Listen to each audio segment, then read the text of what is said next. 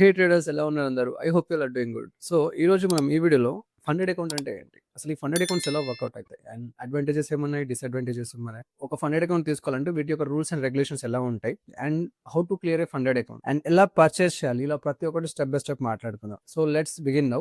And ఎవరైతే మన channel కొత్తగా చూస్తున్నారో సబ్స్క్రైబ్ చేసుకోండి. డెఫినెట్లీ మీకు మన ఛానల్ నుంచి మంచి మంచి కంటెంట్ అలానే వాల్యుబుల్ ఇన్ఫర్మేషన్ వస్తూనే ఉంటుంది. And let's begin now. So funded account ఎలా ఉంటుందంటే, మనం ఒక ప్రాఫామ్ నుంచి పర్చేస్ చేయాలి. అసలు ప్రాఫామ్ అంటే ఏంటి?